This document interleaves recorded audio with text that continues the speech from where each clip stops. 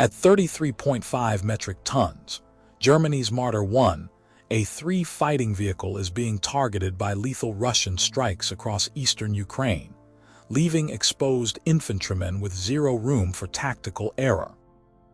When a multi-million-dollar mechanized column collides with dense minefields and relentless drone swarms, one brutal hit can reduce an armored transport to useless scrap metal within seconds. Can a resurrected Cold War veteran really outlive Soviet-era armor on the world's most unforgiving battleground? During the fierce fighting around Robotyne in August 2023, Ukraine's 82nd Air Assault Brigade deployed German Marder 1A3 units directly into heavily contested defense lines. While older Soviet BMP-1 and BMP-2 vehicles suffered catastrophic armor breaches that rendered onboard troops defenseless, the heavier German design proved remarkably resilient.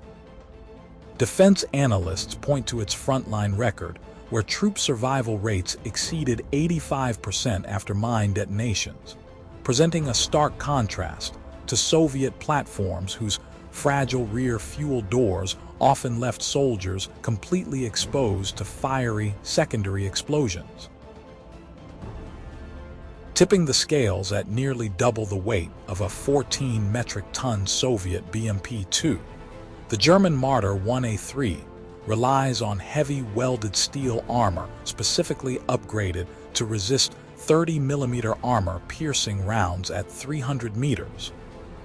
The forward engine placement acts as an additional kinetic shield, while its hydraulic rear ramp lowers in just 3 seconds to allow rapid emergency dismounts.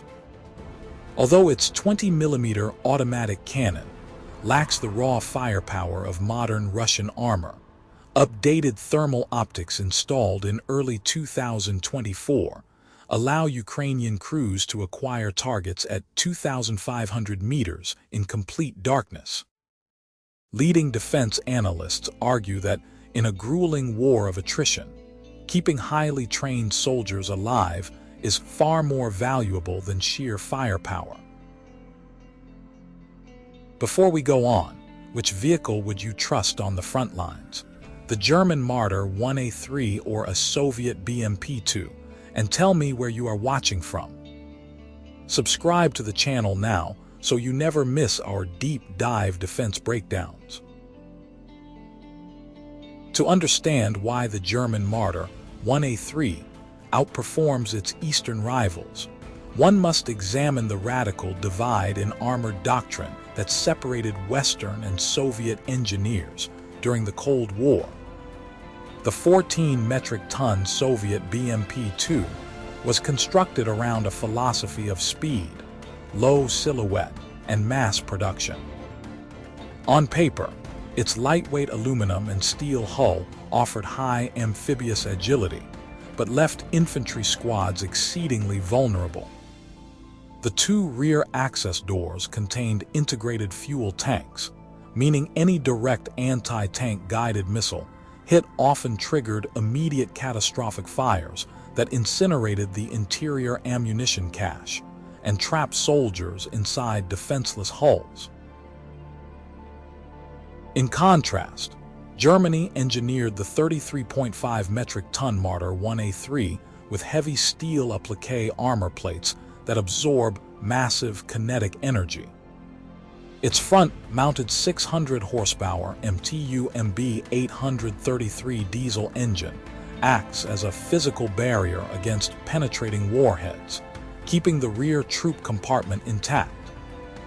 When ambushed along frontline trenches, the hydraulic rear ramp operates in 3 seconds, allowing 6 fully equipped air assault troops to dismount while protected by the vehicle bulk. This protective engineering creates a sharp tactical trade-off in raw weapon firepower. The Soviet BMP-2 carries a 30mm .2, a .42 automatic cannon capable of devastating armor-piercing volleys. The newer Russian BMP-3 packs a 100mm low-pressure gun, alongside a 30mm dual-feed system. The German Marder 1A3 relies on a smaller 20mm Mk20 RH202 automatic cannon, firing 1,000 rounds per minute. While this weapon lacks heavy anti-armor destruction against main battle tanks, frontline upgrades delivered in May 2024 integrated modern thermal imaging and laser rangefinders. This optics package allows Ukrainian gunners to identify targets in total darkness at ranges exceeding 2,500 meters, providing precise suppressive fire before enemy crews can locate their position. Leading defense analysts argue that, on paper, this survival-focused design turns the German platform into a superior defensive stronghold compared to its fragile Eastern counterparts. The ultimate test of any armored combat vehicle lies in the brutal reality of sustained frontline operations, where theoretical engineering meets unpredictable battlefield conditions. During the high-stakes Kursk offensive in August 2024, Ukrainian forces spearheaded deep thrusts using German Marder 1A3 transports alongside Stryker units.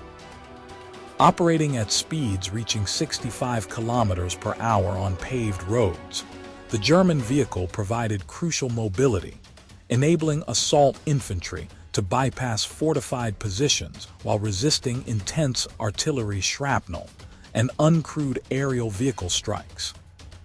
The thick steel armor consistently shielded internal crews from explosive fragments that rendered lighter Soviet-era BMP-2 vehicles completely useless.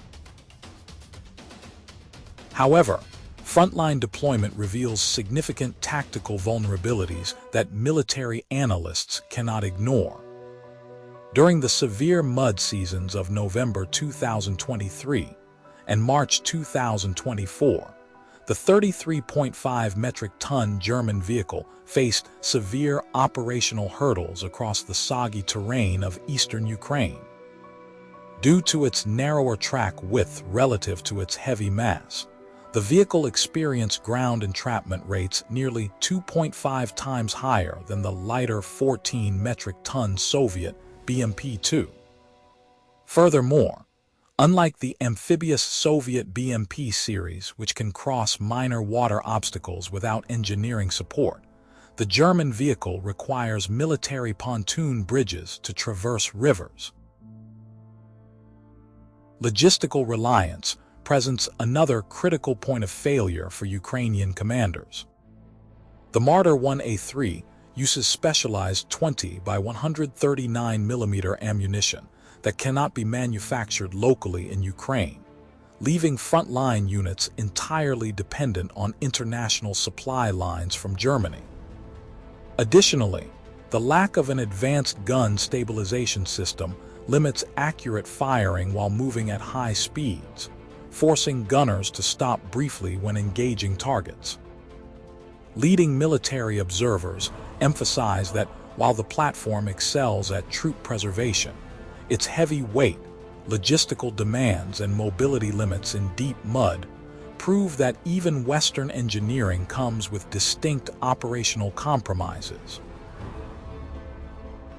Beyond short-term tactical engagements, the long-term deployment of the German Marder 1A3 reveals a broader strategic transformation in European defense manufacturing and alliance support. By early 2026, defense contractor Rheinmetall had refurbished and delivered approximately 200 Marder 1A3 units to Ukraine. To address critical maintenance bottlenecks, Rheinmetall established a dedicated repair facility directly inside Ukrainian territory in June 2024. This joint initiative reduced turnaround times for battle-damaged armor from over 60 days at foreign depots down to just 7 to 10 days, significantly enhancing operational readiness for frontline air assault units. To withstand the evolving threat of cheap first-person view drones, Ukrainian field technicians continue to modify these 33.5 metric ton platforms with anti-drone cages and localized electronic warfare jammers. On paper, these field upgrades, combined with upcoming deliveries, position the Marder 1A3 as a vital technical stepping stone. This operational experience lays the foundation for Ukraine to eventually integrate and locally manufacture next-generation infantry fighting vehicles like the KF-41 Lynx in future cooperative agreements. Ultimately, the battlefield showdown between the German Marder 1A3 and Soviet-era BMP platforms offers a profound lesson for modern military strategy. In an attrition-heavy conflict where human resources are irreplaceable, a vehicle's value is measured not merely by the caliber of its gun, but by its ability to bring its crew home alive. While Soviet designs prioritized mass production and firepower at the expense of troop survival, German engineering proved that heavy armor and rapid emergency extraction save experienced soldiers to fight another day. As modern battlefields become increasingly dominated by precision artillery and uncrewed aerial systems, which philosophy will shape the future of armored warfare, raw firepower and mobility, or maximum crew survivability? Share your thoughts in the comments below.